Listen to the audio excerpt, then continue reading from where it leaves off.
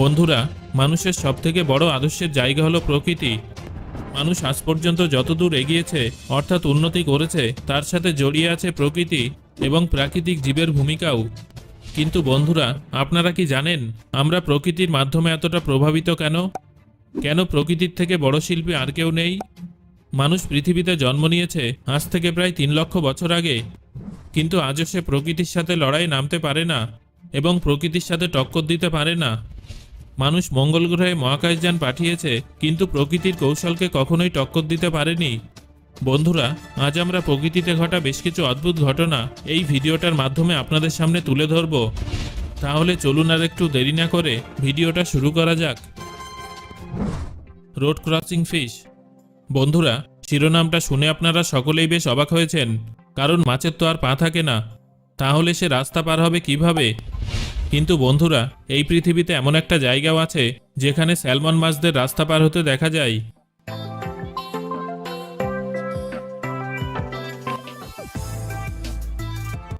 আমেরিকার ওয়াশিংটনে প্রবাহিত এসকোকমিস নদী যখন রাস্তার উপর দিয়ে প্রবাহিত হয়, তখন মাঝে মাঝে স্যালমন মাছদেরও রাস্তা পার হতে দেখা যায়। রাস্তায় প্রবাহিত জল খুব কম হওয়ার জন্য মাছগুলো রাস্তা পার হতে খুব অসুবিধা হয়। অনেক কসরতের পর তারা রাস্তা পার হতে পারে।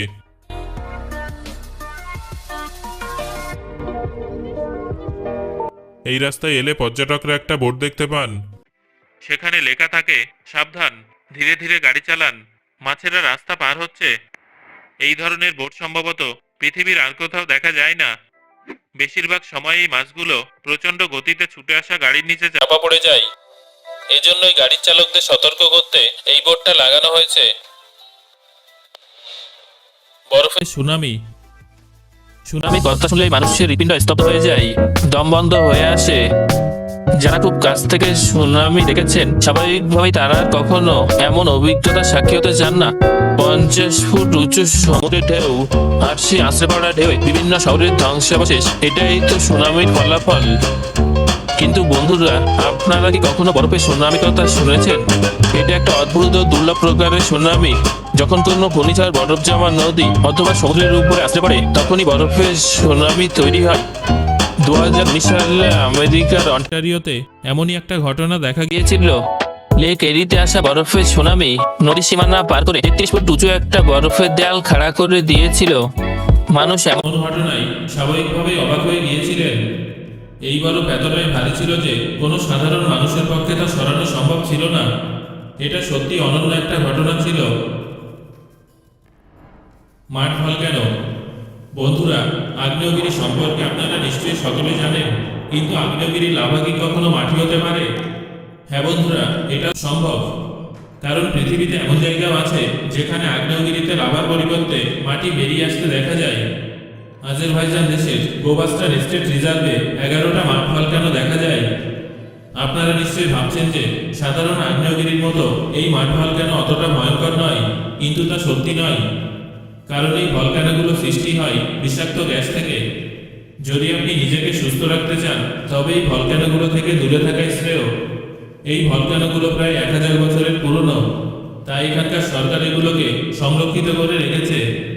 প্রতি 20 বছরে এখানে একটা ভলক্যানো উদ্গীরিত হয় এবং নিজের সাথে মাটি, কাদা, পাথর এবং বিষাক্ত গ্যাস বাইরে বের করে আনে।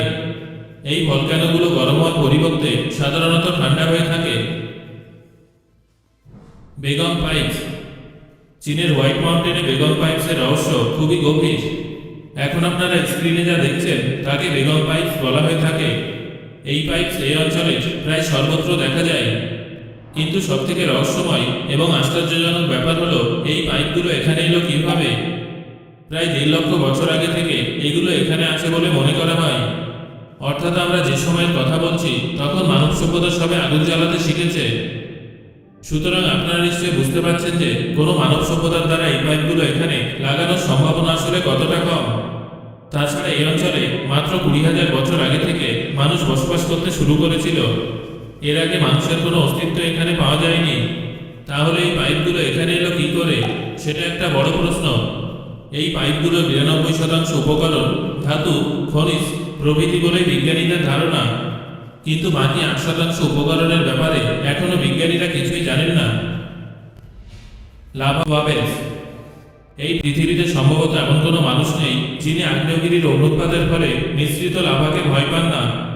যে যতই সাহসী হোক না কেন, সকলেই জ্বলন্ত লাভা থেকে দূরে থাকতে চান। বন্ধুরা, আপনারা হয়তো লাভা বাবেলসের সম্পর্কে জানেন না। এটা অত্যন্ত অদ্ভুত এবং দুর্লভ একটা ঘটনা। যখন ভূপৃষ্ঠের উপরে ছড়িয়ে ছিটিয়ে থাকা লাভা ঠান্ডা বাতাসের জন্য জ্বলতে শুরু করে, তখন এই লাভা কয়েকটা ভাগে বিভক্ত হয়ে যায়।